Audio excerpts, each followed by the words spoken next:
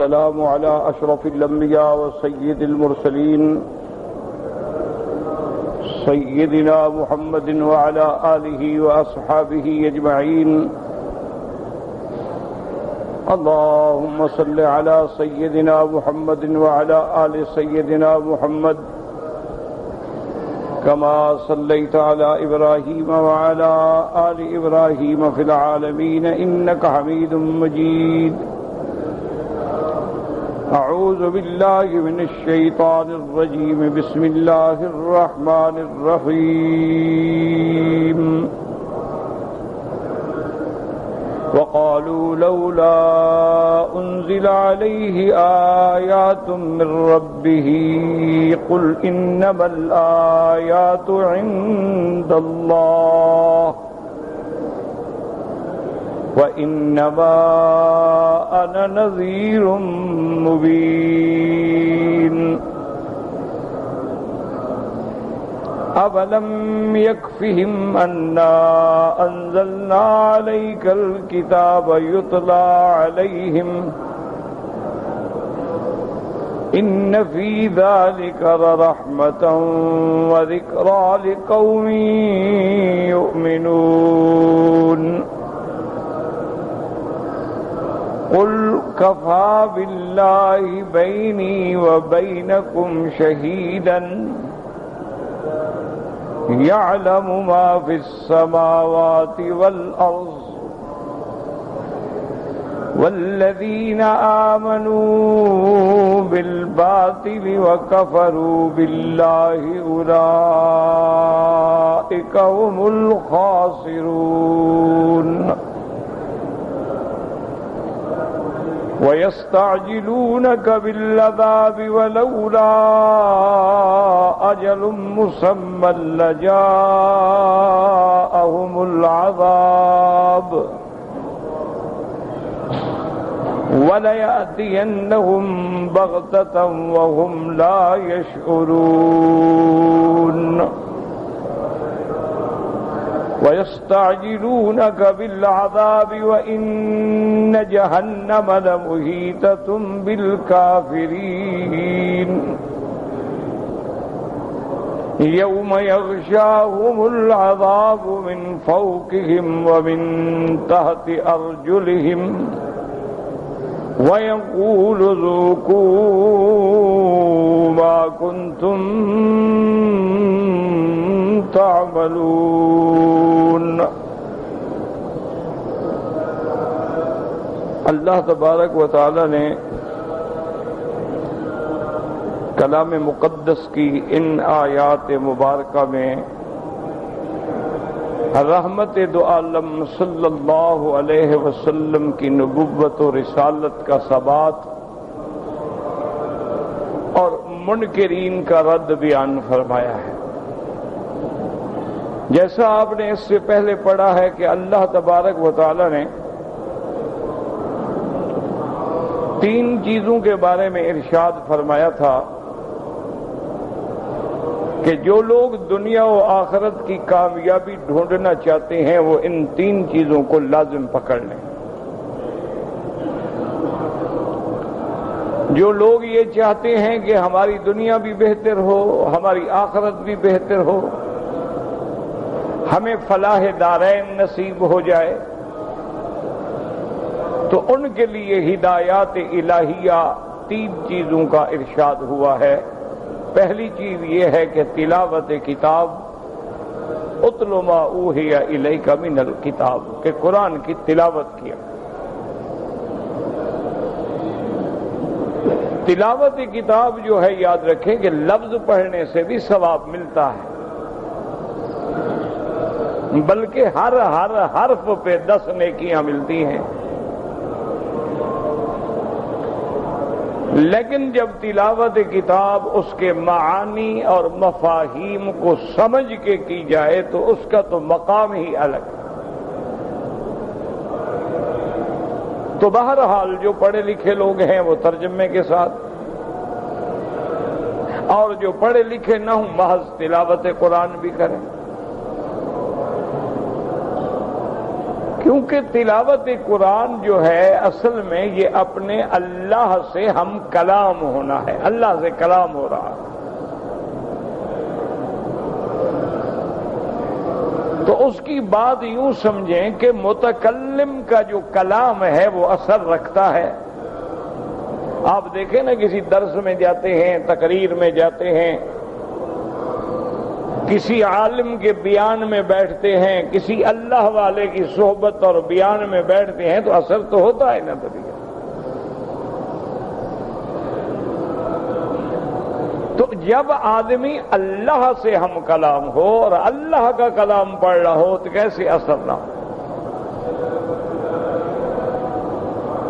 شرط یہ ہوتی ہے کہ تلاوت کتاب جو ہے وہ آداب تلاوت کے ساتھ ہو۔ کیا معنی؟ آدمی پاک ہو، لباس پاک ہو، جگہ پاک ہو، اور آدمی پوری یکسوئی کے ساتھ، کامل توجہ کے ساتھ اللہ کے قرآن کی تلاوت کرے۔ اسی لیے علماء نے لکھا ہے کہ اگر آپ کو نیند تنگ کر رہی ہے تو آپ قرآن بند کر کے سو جائیں۔ اگر آپ کے اور کوئی دنیاوی مشاغل دماغ میں دوڑ رہے ہیں تو پھر قرآن پڑھنا بند کر دیں۔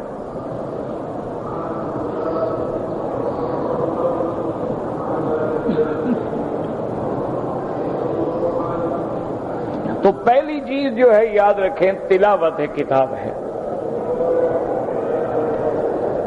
اگر کوئی آدمی قاری ہے، حافظ ہے، اس کو بھی چاہیے کہ روزانہ کچھ نہ کچھ دیکھ کر بھی تلاوت کرے، ورنہ تو حافظ یاد پڑھتے رہتے ہیں، ٹھیک ہے، وہ بھی تلاوت ہے، لیکن یاد پڑھنے سے صرف زبان لطف اندوز ہوگی، دیکھنے سے آنکھیں بھی سیراب ہوں گی۔ اور جب کسی چیز پہ نظر پڑتی ہے، دیکھیں نا کہ مثلاً آپ ایک آدمی کی باتیں سنتے ہیں، اس میں بھی آدمی کو اثر تو ہوتا ہے، لیکن جب آپ اس کے سامنے بیٹھے ہوں اور وہ سامنے بات کر رہا ہے تو وہ اثر ہی الگ ہوتا ہے۔ اسی لیے لوگ کیسٹ بھی سنتے ہیں، لوگ ریڈیو پہ بھی تقریریں سنتے ہیں، لیکن وہ بات جو سامنے ہوتی ہے، جو متکلم کے زبان کا، اس کے حرکات و سکنات کا، اس کی صحبت کا اثر ہوتا ہے، وہ سننے سے تو نہیں ہوتا۔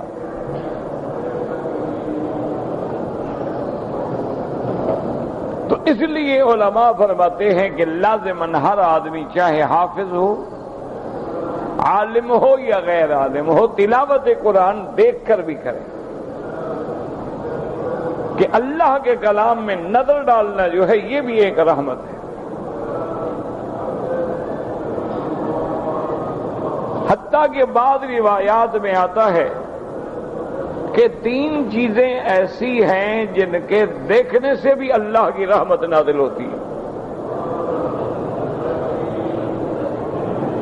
یعنی جن پہ نظر ڈالنے سے، فقط دیکھنے سے اللہ کی رحمت ہے۔ ان 3 چیزوں میں کیا ہے؟ انہوں نے کہا اگر کعبۃ اللہ پہ آدمی نظر ڈالے تب بھی اللہ کی رحمت ہو، طواف نہیں کر رہا، صرف کعبۃ اللہ پہ دیکھ رہا۔ اسی لیے روایات میں آتا ہے نا کہ جب آدمی باہر سے آتا ہے اور سب سے پہلے اس کی اللہ کے کعبے پہ نظر پڑتی ہے، جو دعا کرے تو قبول ہوتی۔ اسی لیے آتا ہے کہ جب اللہ کے کعبے پہ نظر پڑے تو دعا کریں کہ اللہم زد بیتک ھذا تشریفا و تکریما و تعظیما و مہابتا و برا و تقوی۔ اگر کسی کو یہ عربی کی دعا یاد نہ ہو تو یا اللہ اس گھر کی عزت و عظمت میں اضافہ فرما، اس کی شان کو اور دوبالا فرما۔ تو کہنے کا مقصد یہ تھا کہ جب نظر پڑے کعبے پہ تو رحمت اللہ کی نازل ہوتی ہے، اور اسی طرح علماء نے لکھا ہے کہ جب اللہ کے قرآن میں نظر ڈالو تب بھی اللہ کی رحمت نازل ہو. اور تیسری چیز کیا ہے کہ والدین کے چہرے پہ محبت اور ادب سے نظر ڈالو تو اللہ کی رحمت ملتی.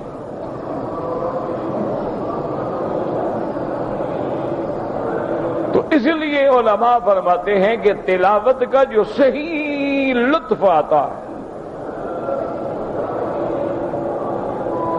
وہ یہی ہے کہ قرآن کھلا ہو اور آدمی کامل یکسوئی کے ساتھ علیحدہ بیٹھ کے. اسی لیے رات کی تلاوت قرآن جو ہے وہ زیادہ اثر کرتی ہے. اللہ نے اپنے حبیب اپنے محبوب سیدنا محمد مصطفیٰ محبوب دو عالم کو جو حکم دیا تھا یہی تھا نا کہ میرے محبوب اٹھے رات کو جاگیں. اب یا ایھا المزمل قم اللیل الا قلیلا. اسی لیے علماء کا محاورہ ہے کہ من طلب العلا سہر اللیالی. جو آدمی بلندیاں پہنچنا چاہتا ہے وہ راتوں کو پھر جاگتا ہے, سوتا نہیں ہے.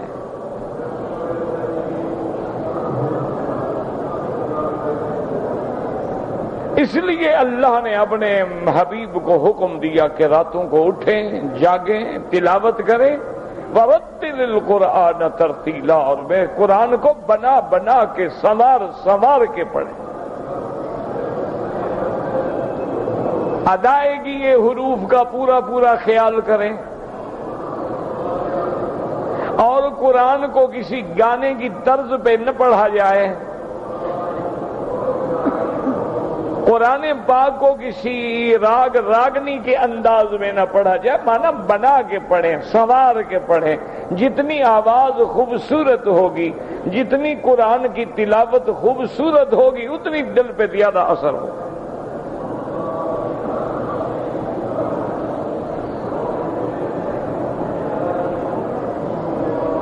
تو سب سے پہلا حکم ہمیں کیا ملا تھا؟ تلاوت کتاب.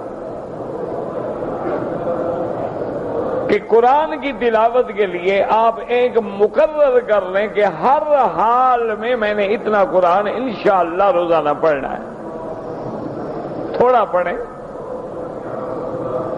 ایک پارہ نہیں پڑھ سکتے, آدھا پڑھ لیں, چوتھا حصہ پڑھ لیں, ایک رکوع پڑھ لیں, لیکن اپنے آپ کو محروم نہ رکھیں قرآن دیکھنے سے.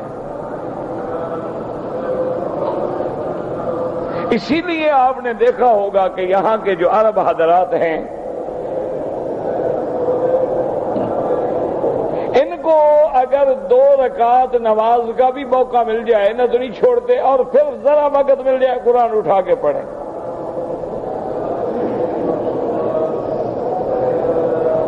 تو قرآن کے اپنے برکات ہیں, ثمرات ہیں, اثرات ہیں. شرط یہ ہے کہ کوئی پڑھنے والا ہو.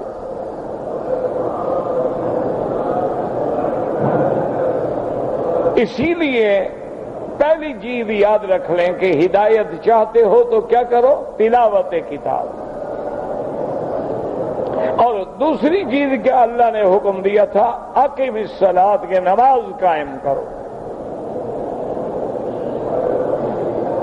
نماز قائم کرنے کا کیا معنی ہے؟ کہ نماز کو اس کے شروط و ارکان کے ساتھ پورے اوقات میں ادا کرو. یہ نماز نہیں ہوتی ہے کہ آدمی بیٹھا رہے اور باتیں کرتا رہے اور دیکھے کہ سورج پیلا ہو گیا, ڈوبنے والا ہے, جلدی کرو جی عصر پڑھ لیں. یہ منافقوں کی نماز ہوتی ہے. صبح کو سویا رہے, اچھا جی اٹھتے ہیں اور اچھا جی اٹھتے ہیں. ذرا غور کریں کہ آپ نے ڈپٹی پہ جانا ہو, آپ کیسے بستر سے اٹھتے ہیں؟ جیسے آپ کو کرنٹ لگ گیا ہو. کتنی تیزی سے آپ جاتے ہیں کہ میں غسل بھی کر لوں, میں کپڑے بھی بدل لوں, میں چائے کی پیالی بھی پی لوں, میں نے ڈپٹی پہ پہنچنا. تو اللہ فرماتے ہیں کہ بندوں کی ڈیوٹی کا اتنا خیال ہے اور خالق کی ڈیوٹی کا کوئی خیال نہیں۔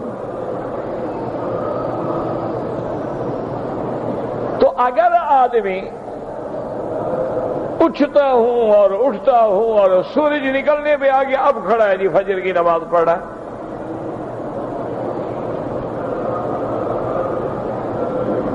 تو یہ منافقوں کا مقام ہے۔ مومن کا کام یہ ہے کہ اس کا دل مسجد میں اٹکا ہوا ہوتا ہے۔ علامات ایمان میں ہے کہ آنے میں سب سے اول مسجد میں آتا ہے اور نکلنے میں سب کے بعد میں نکلتا ہے۔ اسی طرح ہے کہ مومن کا مسجد میں ایسے دل لگ جاتا ہے جیسے مچھلی پانی میں ہوتی ہے، اسے راحت ملتی ہے، آرام ملتا ہے، خوشی ملتی ہے۔ اور منافق مسجد میں آ بھی جائے تو سمجھتا ہے میں قید خانے میں آ گیا، یار ابھی دیر ہو رہی ہے، پتہ نہیں آج امام صاحب نے دیر کر دی، یار کمال ہے آج تو امام صاحب نے بڑی لمبی سورت پڑھ لی، یار خیال نہیں کرتے باہر لوگ بیٹھے ہیں، بوڑھے ہیں، بچے ہیں، فلان ہیں۔ اور نماز کا جو ہی سلام پھرتا ہے یہ بھی نہیں دیکھے گا کہ میں نے تسبیحات کہنی ہیں، ہو سکتا ہے جنازہ آ جائے، لوگوں کے سروں پہ پھلانگتا ہوا بھاگ رہا ہے، گزر رہا ہے کہ جلدی کرو نکل جاؤ۔ اور اسی طرح کئی لوگ ہیں جو حرم کے باہر کھڑے ہو جاتے ہیں کہ سلام پھرے تو پھر ہمیں نکلنے میں تکلیف نہ ہو۔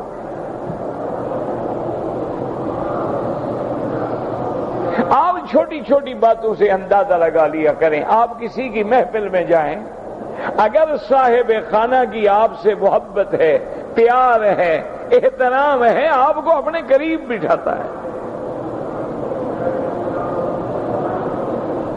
اور اگر آپ کا اس سے تعلق نہیں ہے بلکہ تھوڑی بہت ناراضگی بھی ہے تو آپ بھی کہیں گے یار تھوڑا دور بیٹھ جاؤں، بس آ تو گئے ہیں نا، بس اس کے بعد نکلیں۔ اسی طرح اندازہ لگا لیا کریں کہ وہ لوگ ہیں جن کو صف اول نہیں چھوٹتی،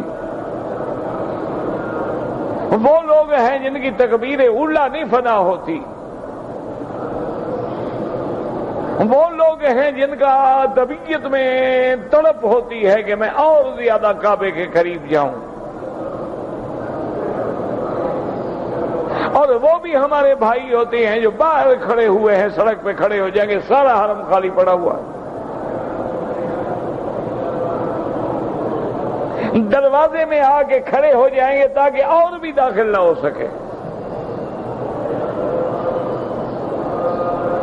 تو نماز کے آداب ہیں، نماز کے فرائض ہیں، نماز کے واجبات ہیں، نماز کے سنن ہیں، نماز کے مستحبات ہیں۔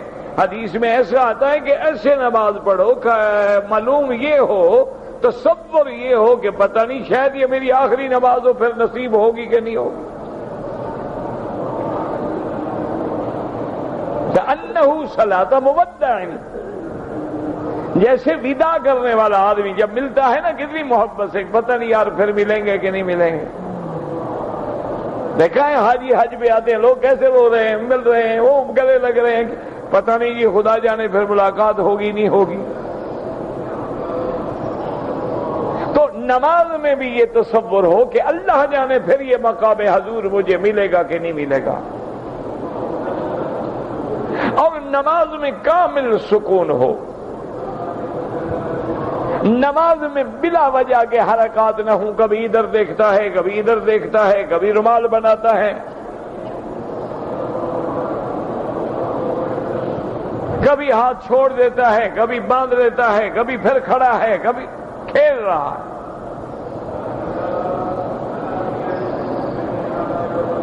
اس لیے جب صحابہ نماز پڑھتے تھے، جب اولیاء اللہ نماز پڑھتے تھے، ان کی نمازوں میں ایسی اللہ کی طرف توجہ ہوتی تھی کہ دنیا میں کچھ گزر جائے ان کو پتہ ہی نہیں کہ کیا ہوا ہے۔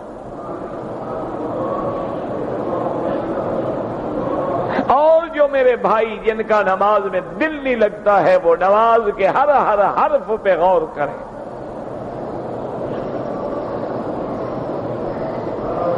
ہر لفظ پہ غور کریں۔ رکوع میں ہیں تو خیال کریں، غور کریں کہ اب میں رکوع میں ہوں،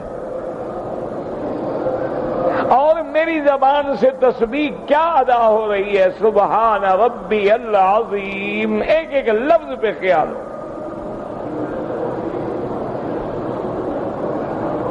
جب اس انداز میں آپ چند دن محنت کریں گے انشاءاللہ تو نماز پڑھنے میں حلاوت ہوگی، نماز میں ایک عجیب راحت ہوگی، ایک لذت ہوگی، نماز میں ایک ایسا سکون نصیب ہوگا جو آپ کو ویسے حاصل نہیں ہو سکتا۔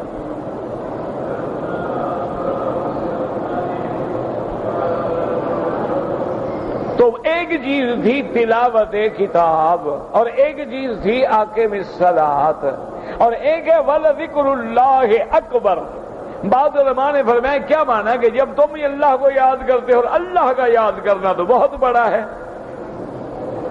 ایک تو ہے نا کہ ہم اللہ کو یاد کریں، ایک اللہ بندے کو یاد کرے۔ اور بعض علماء نے فرمایا کہ وَلَذِكْرُ اللَّهِ اکبر، کہ اللہ کا ذکر بڑا ہے۔ کیا مانا کہ جب دل میں حرام کی طرف خیال جائے تو اللہ کو یاد کرو۔ شیطان بھٹکاتا ہے، فوراً کہہ دو اعوذ باللہ من الشیطان الرجیم، لا حول ولا قوة الا باللہ العلی العظیم۔ اللہ کا ذکر بڑا ہے، پھر کوئی کچھ اثر نہیں کر سکتا۔ جب نماز کا وقت آئے، اسی لیے مؤذن کیا کہتا ہے، اللہ اکبر۔ جب نماز کھڑی ہو تو امام پہلے سے پہلے کیا کہے گا، اللہ اکبر۔ جب آپ ایک کیفیت قیام سے رکوع کی طرف منتقل ہوتے ہیں تو کیا کہے گا، اللہ اکبر۔ اور جب آپ رکوع میں تسبیحات پڑھتے ہیں، پھر کھڑے ہوتے ہیں، اکیلے ہیں یا امام ہے تو کیا کہے گا، سمع اللہ لمن حمدہ۔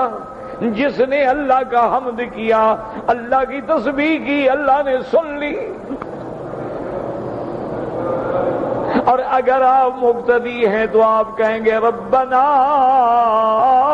لک الحمد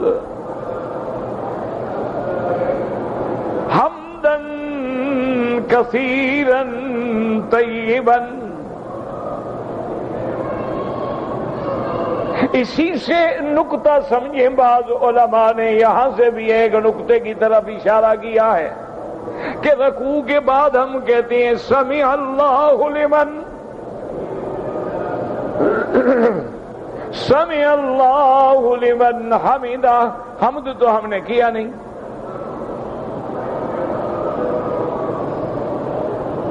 رکوع میں پہلے ہم نے کیا کہا تھا، اللہ اکبر۔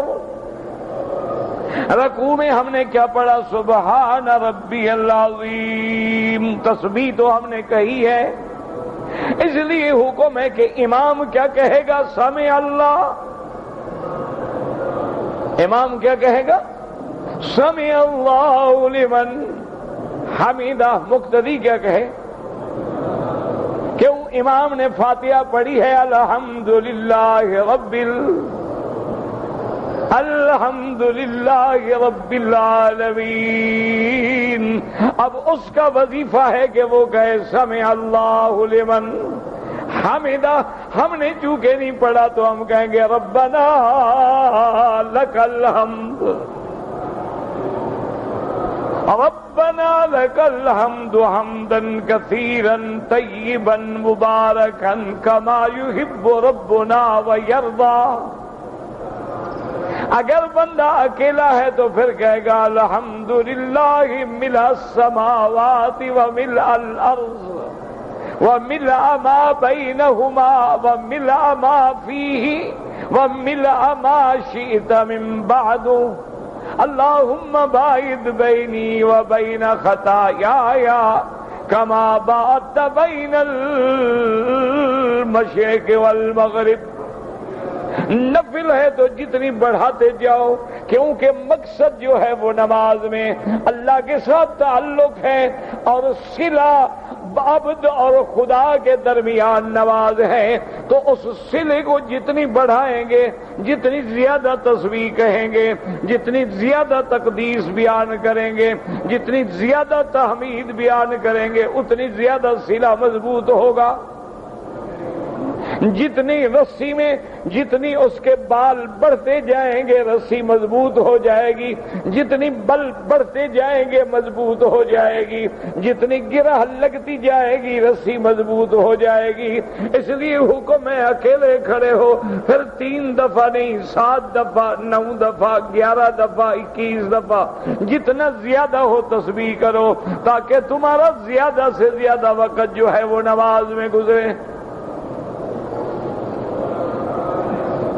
کیوں؟ امام کے لیے تو پھر مسائل ہیں نا کہ پیچھے لاکھوں بندے کھڑے ہیں، ان میں بوڑھے بھی ہیں، بیمار بھی ہیں، عورتیں بھی ہیں، بچے بھی ہیں. اکیلے کھڑے ہو تو پھر تو جتنا مرضی آئے نماز پڑھیں. کبھی سکون کے ساتھ نماز پڑھ کے تو دیکھیں،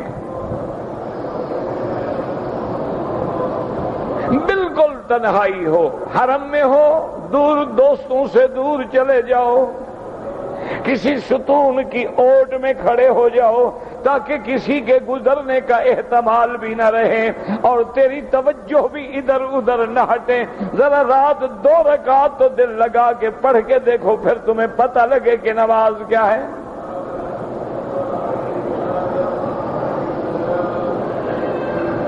اس لیے میرے محبوب رحمت دو عالم صلی اللہ علیہ وسلم فرماتی ہیں قرۃ عینی فی الصلاۃ، میری آنکھوں کی ٹھنڈک نماز میں ہے. آنکھوں کی ٹھنڈک کا کیا معنی؟ کیوں؟ وہ مقام ہے کہ ان تعبد اللہ کأنک تراہ. اللہ حضور فرماتے بلال ارحنا یا بلال، بلال ہمیں آرام پہنچاؤ، اذان کا وقت نہیں ہوا، اذان کا ہو، نماز پڑھیں. اور ہم نماز کو بوجھ سمجھتے ہیں تو سمجھ لو پھر ایمان میں گڑبڑ ہے.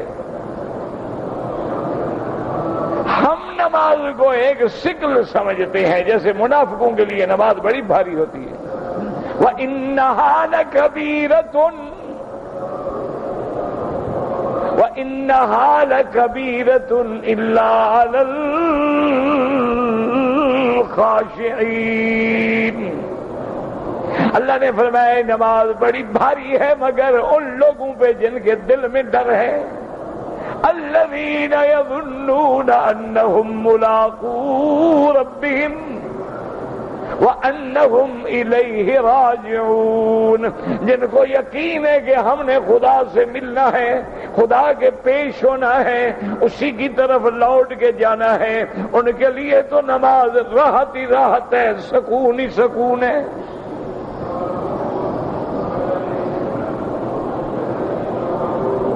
اس لیے میرے عزیز آج کل کسی اولیاء اللہ کی صحبت کا ملنا جو ہے بڑا مشکل ہو گیا ہے. اللہ کے اولیاء تو ہیں دنیا میں، لیکن مصیبت یہ ہے کہ ہر چیز میں اب 2 نمبر آ گئے. اب گھڑیاں بھی 2 نمبر ہیں، پیر بھی 2 نمبر ہیں. پہلے اولیاء اللہ اپنے آپ کو چھپاتے تھے، اب ٹی وی پہ آ کے اپنے آپ کو دکھاوا کرتے ہیں. پہلے علماء اپنے آپ کو مٹاتے تھے، چھپاتے تھے. کسی کو پتہ بھی لگ جائے تو کہتے تھے بھئی ہم تو طالب العلم ہیں، بابا عالم کہاں ہیں، ہم تو طالب ہیں. اور آج تو دھڑلنے سے ظاہر ہوتے ہیں. پہلے اللہ والوں سے کوئی کرامت ظاہر ہو جائے تو اس کو پردہ ڈالتے تھے کہ خامخواہ بلا وجہ لوگوں میں شہرت نہ ہو جائے. اور آج تو جناب اللہ معاف کرے فوراً اپنے کرامات کا اور اپنے استخاروں کا اور اپنے تعویذات کا اور اپنے الواح کا اللہ عالم بزنس ہے، کاروبار ہے، چل رہا ہے. لیکن یاد رکھو یہ پیر ایسے نہیں ہوتے جس کے پاس موتی ہوتا ہے نا وہ چھپاتا ہے، اس کو بازاروں میں نہیں گھسیٹتا پھرتا، وہ تو لاکروں میں رکھتا ہے، وہ تو محفوظ رکھتا ہے۔ آپ ان کی صحبت میں رہیں، 6 مہینے گزار دیں، پتہ ہی نہیں لگے گا۔ اور آج ہم سمجھتے ہیں کہ پیر وہ ہوتا ہے کہ ہم بس داخل ہوں تو ہمیں ہمارے حالات بتا دے، تو پھر یہ کام تو نجومی کرتے ہیں، یہ کام تو کاہن کرتے ہیں، یہ کام تو راہب کرتے ہیں، یہ کام تو علم العادات کے ماہر کرتے ہیں، یہ کام تو علم القیافہ اور علم الدرایا کے ماہر کرتے ہیں، اس کا پیری سے کیا تعلق ہے؟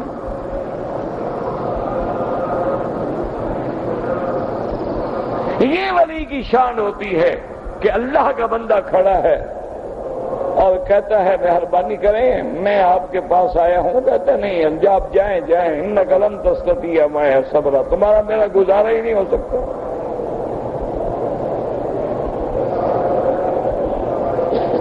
آنے والا نبی ہے،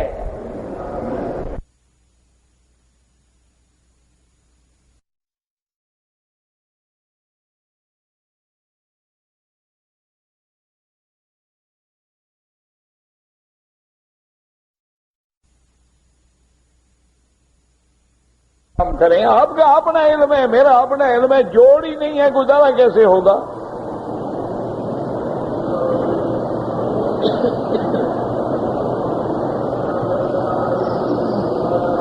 اور دیکھیں کہ کرامت کا اظہار ہو رہا ہے، موسیٰ علیہ السلام جوش میں آ گئے کہ تم نے کشتی توڑ ڈالی۔ وہ یہ نہیں کہتے ہو چپ کرو میری کرامت ہے، بزرگی ہے، چپ، جواب ہی نہیں دیا۔ کہا بتایا نہیں تھا کہ تم گزارا نہیں کر سکو گے؟ بول پڑے ہو نا آخر۔ تو میرا بھائی یاد رکھیں گے پہلی چیز کیا ہے؟ تلاوت کتاب، دوسری چیز کیا ہے؟ اقامت صلاۃ، اور تیسری چیز کیا ہے؟ اللہ کا ذکر۔ اب اللہ کے ذکر میں نماز بھی شامل، وہ بھی اللہ کا ذکر، تلاوت قرآن بھی شامل، وہ بھی اللہ کا ذکر، حرام سے بچنا بھی شامل، وہ بھی اللہ کا ذکر، نیکی پہ جمنا بھی شامل، وہ بھی اللہ کا ذکر۔ اور آگے فرمایا واللہ یعلم ما تصنعون، اور جو کچھ تم کر رہے ہو جانتے ہیں، کیسی نمازیں پڑھ رہے ہو جانتے ہیں، اللہ کا ذکر کیسے کر رہے ہو وہ بھی جانتے ہیں، کہ سگریٹ ہاتھ میں ہے اور ذکر بھی ہے، ٹی وی بھی دیکھ رہے ہیں اور اللہ کا ذکر بھی ہو رہا ہے، فحاشیوں میں بھی ڈوبے ہوئے ہیں، لیکن دعویٰ بھی ہے کہ جناب ہم تو بڑے سچے پکے مسلمان ہیں، منکرات کا فروغ بھی ہو رہا ہے اور ہم مسلمان ہیں، نماز کا تارک ہے لیکن ہم مسلمان ہیں، حلال و حرام کی کوئی تمیز نہیں لیکن کہتے جی نہیں ہم مسلمان ہیں، چھوڑیں جی کو مولوی ٹھیکیدار ہے دین کا۔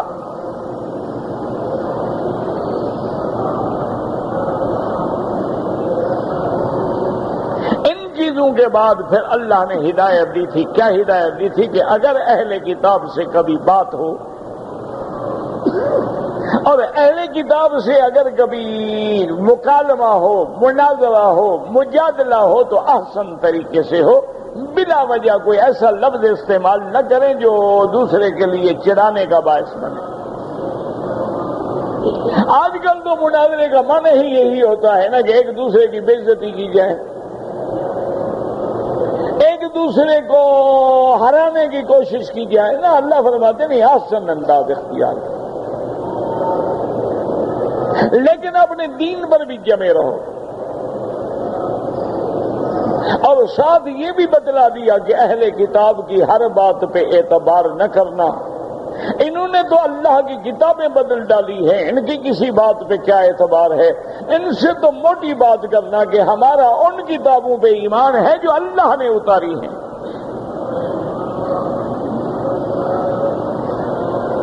ہاں تمہارا ہماری بات ہو سکتی ہے، خدا ایک ہے، تم بھی ایک نبی کے ماننے والے ہو، تم بھی اللہ کی کتابوں کو پڑھتے ہو، تو آؤ ہم سے بات کرو۔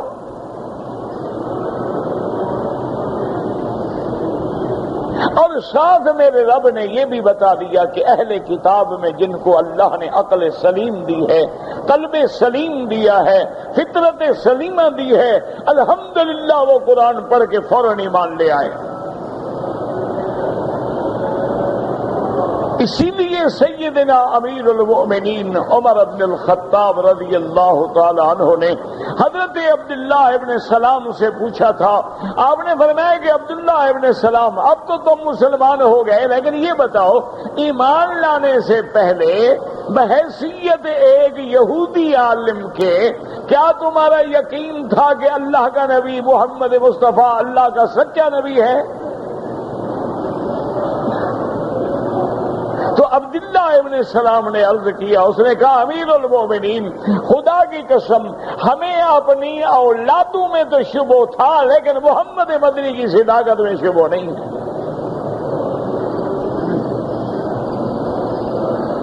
ہم نے تورات پڑھی ہے، اور تورات چیخ چیخ کے بتا رہی ہے کہ یہی وہ نبی خاتم ہے۔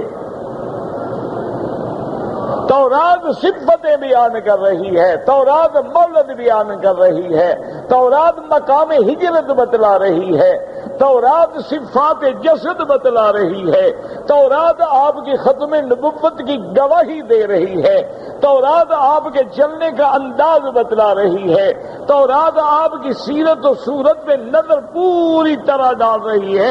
اللہ کے نبی میں تو کوئی شبہ نہیں، اولاد میں تو شبہ ہو سکتا ہے۔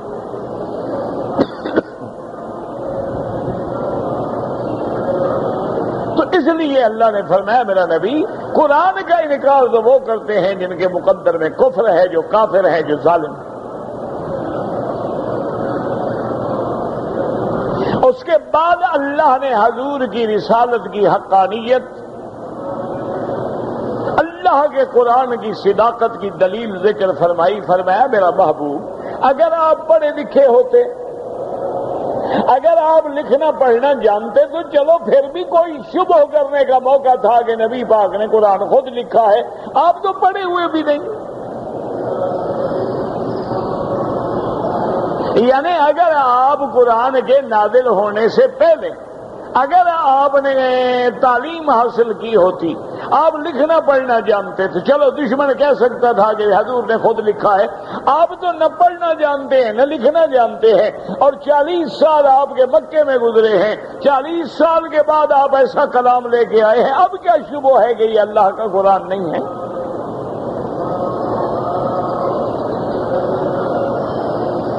تو اللہ تبارک و تعالی نے اس کے بعد بھی فرمایا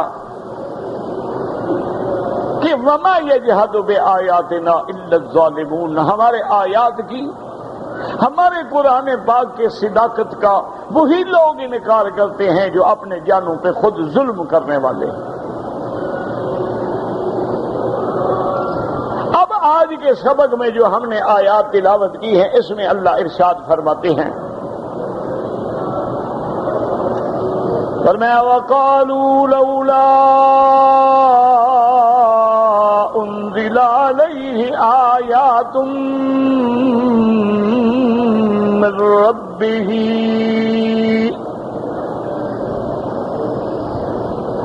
اللہ تبارک و تعالی نے فرمایا کہ کافر کہتے ہیں، مشرکین کہتے ہیں، منکرین کہتے ہیں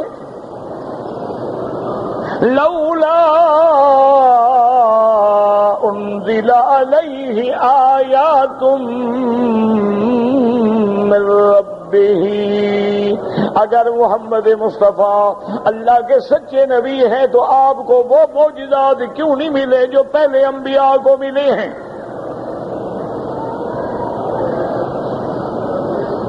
اللہ نے جو موسیٰ علیہ السلام کو معجزات دیے ہیں، عیسیٰ علیہ السلام کو دیے ہیں، حضرت داؤد و سلیمان علیہ السلام کو دیے ہیں، حضور پاک کو ایسے معجزات کیوں نہیں ملے؟ اگر نبی ہیں تو ایسے معجزے لے آئیں۔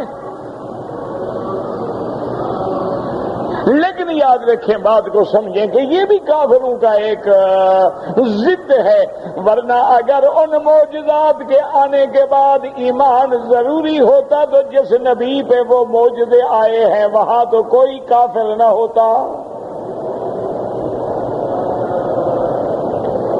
پھر تو موسیٰ علیہ السلام پہ سب ایمان لے آتے، عیسیٰ علیہ السلام پہ سب ایمان لے آتے، صالح علیہ السلام پہ سب ایمان لے آتے۔ یہ بھی ایک بہانہ ہے،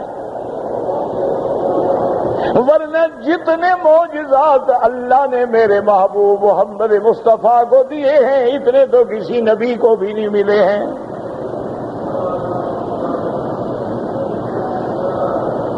اس لیے اللہ تبارک و تعالی نے فرمایا کہ میرے محبوب ان کو بس قانونی جواب دیں، اجمالی جواب دیں۔ قل انما الآیات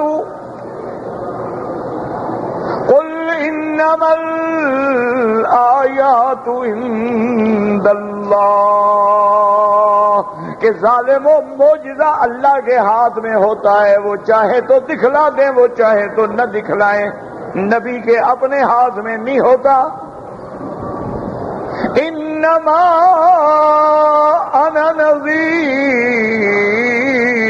مبین، میں تو کھلا ڈرانے والا ہوں کہ کفر کرو گے تو جہنم، ایمان لاؤ گے تو جنت۔ اللہ نے مجھے بشیر و نذیر بنا کے بھیجا ہے، اس لیے تو نہیں بھیجا کہ میں ہر وقت نشانیاں دکھلاؤں۔ اللہ نے فرمایا میرا محبوب آپ ان کو چیلنج کریں۔ اولم یکفہم انا انزلنا علیک الکتاب انا انزلنا علیک الکتاب یتلی علیہم۔ اللہ نے فرمایا میرے محبوب آپ ان کو بتلائیں کہ تمہارے اور میرے درمیان کیا یہ بات کافی نہیں ہے، یہ معجزہ کافی نہیں کہ اللہ نے ہم پہ قرآن اتارا ہے؟ قرآن سے بڑا معجزہ کون سا ہے؟ گزر گیا حضرت موسیٰ علیہ السلام کے عصا کا معجزہ آیا، گزر گیا۔ عیسیٰ علیہ السلام کے معجزے آئے، گزر گئے، لیکن قرآن کا معجزہ تو قیامت تک ہر وقت موجود ہے۔ اتنے بڑے معجزے کے بعد اور کیا مانگتے ہو؟ کہ جب قرآن موجود ہے اور اب قرآن ہر وقت تم پہ پڑھا جاتا ہے کہ اگر ایک دفعہ سمجھ نہ آئے پھر آ جائے، پھر آ جائے، پھر آ جائے۔ اور پھر قرآن میں کیا ہے؟ ان فی ذالک لرحمۃ وذکری، ان فی ذالک لرحمۃ وذکری لقوم یؤمنون، کہ اس قرآن جو سراپا رحمت ہے، جو حق کو کھول کے بیان کرنے والا ہے، باطل کو مٹانے والا ہے، اور اللہ کے عذاب سے ڈرانے والا ہے، اور تمہیں بھولے ہوئے کسے یاد دلانے والا ہے کہ ڈرو کیسے قوموں پہ عذاب آئے۔ لیکن یہ رحمت اور ذکر کن کے لیے ہے؟ جو قومیں ایمان لاتی ہیں۔ اور اس کے بعد اللہ نے فرمایا میرے محبوب آپ کہہ دیں، فرما دیں، قل کفا باللہ بینی وبینکم شہیدا، آپ کہہ دیں کہ بس اللہ کافی ہے میری رسالت کا گواہ، مجھے اور کوئی نہیں چاہیے۔ میرے اللہ نے جب میری رسالت کا فرما دیا ہے، قرآن اتار دیا ہے، قرآن نازل کر دیا ہے، اللہ نے میری گواہی دے دی ہے، تو مجھے اور پھر کسی چیز کی ضرورت نہیں۔ اور میرا رب تو وہ ہے یعلم ما فی السماوات والارض، جو آسمانوں اور زمینوں کے سارے بھید جاننے والا ہے۔ والذین الذین آمنوا بالباطل وکفروا باللہ، ہاں جن لوگوں نے اللہ کے دین کو چھوڑ دیا، اللہ کے قرآن کو چھوڑ دیا اور جھوٹ کو ایمان لے آئے، جھوٹ پہ ایمان لے آئے، اللہ سے کفر کیا، اللہ نے فرمایا میرا محبوب آپ ان کو بتلا دیں، اولئک هم الخاسرون، یہی لوگ ہیں جو گھاٹے میں رہیں گے قیامت والے دن، ان کے لیے عذاب ہوگا، ان کے لیے دائمی رسوائی ہوگی، ان کے لیے جہنم کا ٹھکانہ ہوگا۔ آپ کی شہادت کے لیے، آپ کی صداقت کے لیے اللہ کی گواہی کافی ہے، اور آپ کے معجزات میں سے سب سے عظیم معجزہ جو ہے وہ اللہ کا قرآن ہے، جس کا کافر آج تک بھی مقابلہ نہیں کر سکے اور قیامت تک بھی نہیں کر سکتے ہیں۔ اللہ ہمیں اور آپ کو صحیح راستے پہ چلائے۔ اللہ اکبر۔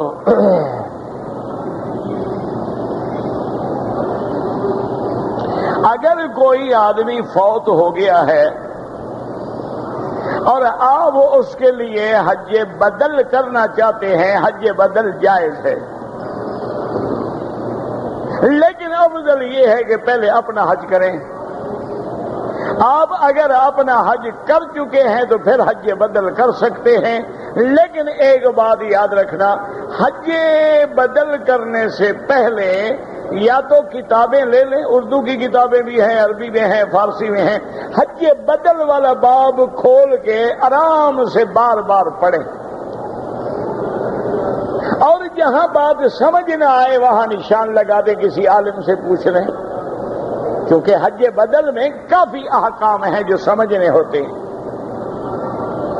اس لیے ضروری ہے کہ آپ حج کرنے سے پہلے کوئی حج کی کتاب لے لیں اور اس میں آرام سے حج بدل والا باب کھولیں اور اس کو بار بار پڑھیں۔ ایک دفعہ پڑھنے سے مسئلہ آپ کو سمجھ نہیں آئے گا، جب آپ بار بار پڑھیں گے تو انشاءاللہ آسان ہو جائے گا۔ پھر بھی کوئی بات سمجھ نہ آئے عالم سے پوچھ لیں تاکہ آپ کا حج صحیح معنی میں ادا ہو۔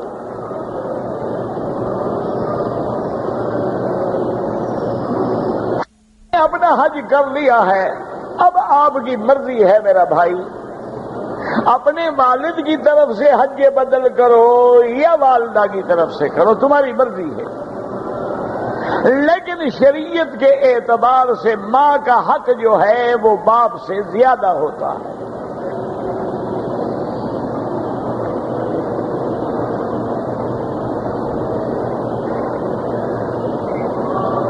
اگر ایک بوڑھی عورت ہے اور وہ حج پہ آنا چاہتی ہے، محرم نہیں ہے، ایک گروپ کے ساتھ جس میں عورتیں بھی ہیں، خواتین بھی ہیں، آنا چاہے، بوڑھی عورت ہے تو آ سکتی ہے انشاءاللہ، کوئی منع نہیں، کیونکہ پابندی اس لیے ہوتی ہے کہ کوئی عورت گناہ میں مبتلا نہ ہو جائے، کسی عورت کی عزت و عصمت پہ خصوصا نہ خاصا نقصان نہ ہو جائے۔ ایک بوڑھی عورت ہے، اس کا قرآن کہتے الذین لا یرجون نکاحا، اب جس کو نکاح کی تمنا نہیں رہی وہ بوڑھی ہے۔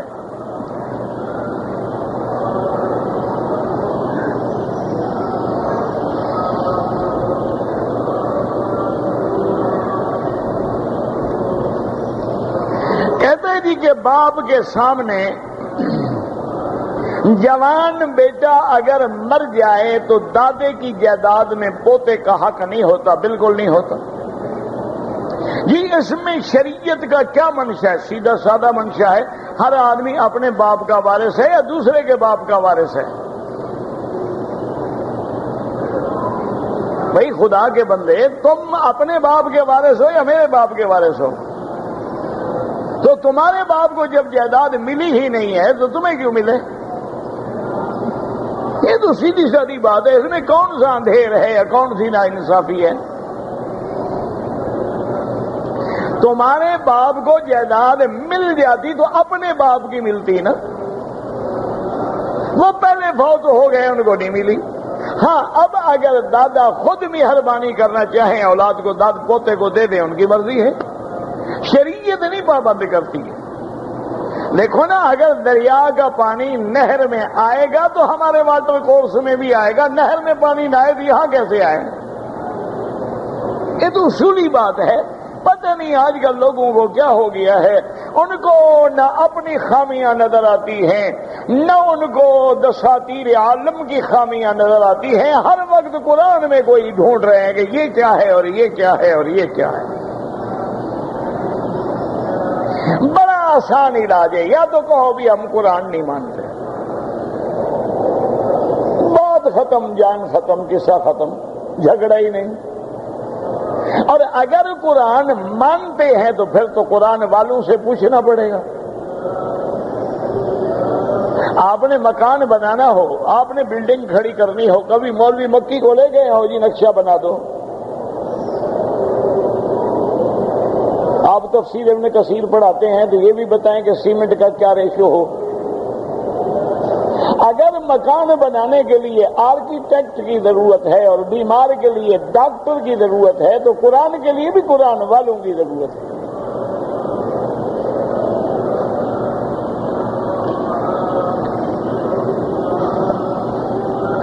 کہ حضرت علی کا مزار جو ہے، حضرت علی کا مزار جو ہے وہ افغانستان میں تو نہیں ہے، البتہ نجف اشرف میں ہے، جہاں اللہ نے کسی کے لیے لکھا ہے ما تدری نفس ماذا تکسب غدا وما تدری نفس بأی ارض تموت۔ اللہ نے فرمایا کسی کو پتہ نہیں ہے کہ تمہاری موت میں نے کس زمین پہ لکھی۔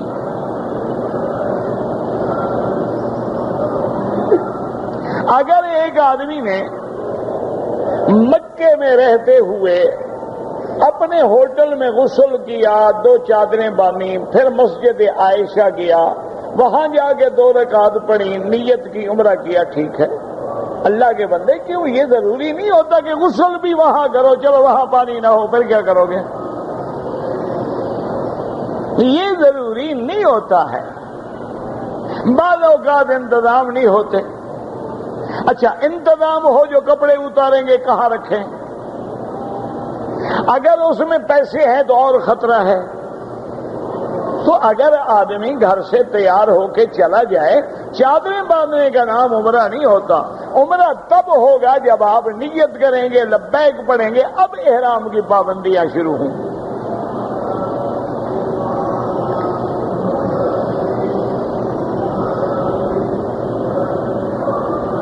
اگر آدمی کسی دوسرے آدمی کو پیسے دے کے حج کروائیں بالکل جائز ہے۔ لازمی بات ہے کہ خرچہ تم دو گے، وہ آخر کہاں سے خرچ کرے گا؟ اور آج کل تو بہت مہنگا ہے۔ اگر وہ داخلی حج کے لیے جائے گا، کہیں خیمہ لے گا، کہیں روٹی کھائے گا، گاڑی لے گا، بالکل کرا سکتے ہیں، اس کو پیسے دینا بھی جائز ہے۔ حج بدل جو کرائے خرچہ تو وہی دے گا۔ آدمی ریاض سے آئے لیکن کسی ڈپٹی کے لیے یا مکے میں کسی کو ملنے کے لیے اس کی عمرے کی نیت نہ ہو تو امام احمد ابن حنبل رحمت اللہ علیہ کے نزدیک اس پہ کوئی دم نہیں۔ لیکن امام ابو حنیفہ رحمت اللہ علیہ فرماتے ہیں کہ جب میقات سے آ رہا ہے تو لازم احرام باندھ کے آئے۔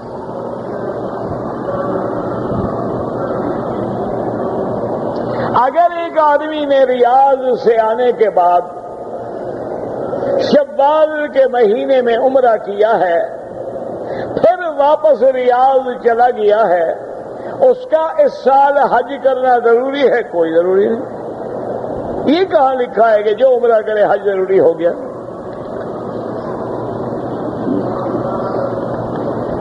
نماز جنازہ میں تکبیرات میں ہاتھ اٹھانا جو ہے، امام احمد ابن حنبل رحمت اللہ علیہ کے قول میں ہر تکبیر پہ اللہ اکبر ہاتھ اٹھائے گا۔ امام ابو حنیفہ رحمت اللہ علیہ کے نزدیک ہاتھ اٹھانا ضروری ہے۔ یہ مستحب باتیں ہیں، اللہ کے بندے حضور کی امت کو اکٹھا رہنے دو۔ کوئی ہاتھ اٹھاتا ہے الحمدللہ، نہیں اٹھاتا الحمدللہ۔ کون سی کفر اسلام کی جنگ ہے کہ لوگوں کو چھوٹے چھوٹے مسائل پہ لڑا لڑا کے دماغ خراب کر دیا، لوگ دین سے بھاگ رہے ہیں۔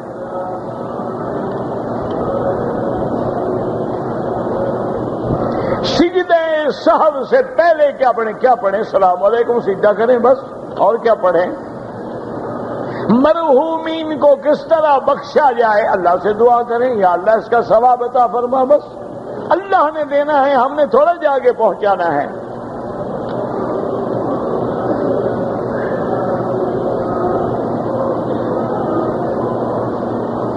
بیوی سے ایز نہیں حیض کے دوران میں میاں بیوی اکٹھے لیٹ سکتے ہیں، بوس و کنار کر سکتے ہیں۔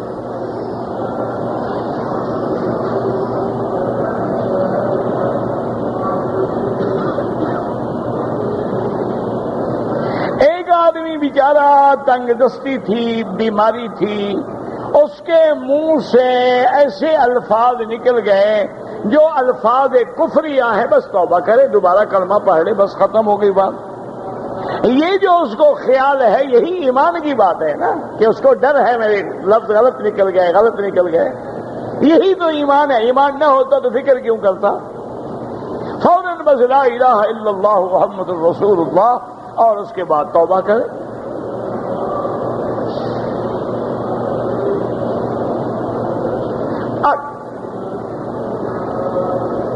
اگر ایک آدمی ہے ملازم ہے، 9 ذی الحجہ کو اس کو چھٹی نہیں ملتی، چھٹی ملے گی شام کو 6 بجے، شام کو 6 بجے چھٹی ملے گی، کوئی بات نہیں، آپ شام کو 6 بجے احرام باندھیں، احرام باندھ کے عرفات چلے جائیں، وہاں جا کے تھوڑی دیر بیٹھیں، دعائیں کریں، واپس مزدلفہ آ جائیں، رات مزدلفہ گزاریں، صبح کی نماز مزدلفہ میں پڑھیں، مینا آ جائیں، کنکری ماریں، سر مڑیں، احرام کھول دیں، حج ہو گیا۔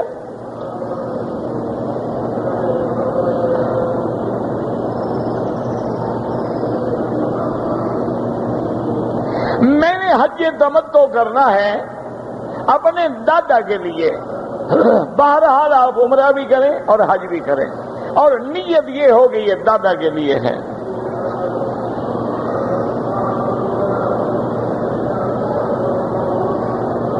میں نے اپنے والد کے لیے جو فوت ہو گئے عمرہ کیا، ٹھیک ہے، حج بھی کر سکتے ہیں، عمرہ بھی کر سکتے ہیں۔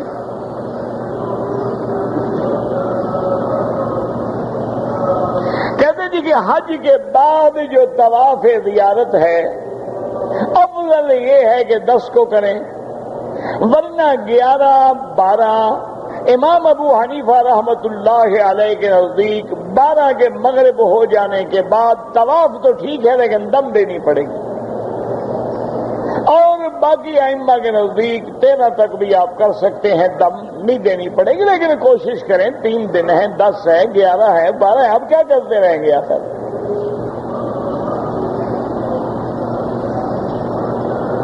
انڈیا سے آ رہا تھا تو میں نے ڈرائیور سے کہا تھا کہ مجھے احرام کی جگہ لے جائیں، میں نے احرام باندھنا ہے۔ احرام تو آپ نے انڈیا سے باندھنا تھا، ڈرائیور کہاں لے جاتا؟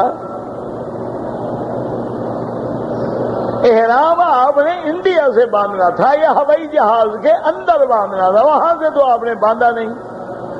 اب ڈرائیور آپ کو لے جائے، کہاں لے جائے؟ انڈیا لے جائے گاڑی پہ بٹھا کے۔ بہرحال اب آپ عمرہ بھی کریں اور ایک بکری دم بھی ادا کریں، اور آپ میقات کے عمرے سے بھی محروم ہو گئے۔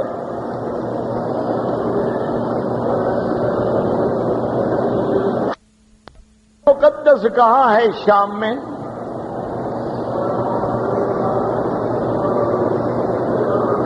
حج کر لیا ہے، میں طائف میں تھا، اب میں مکے میں ہوں، تو اب آپ نے مکے سے احرام باندھنا ہے۔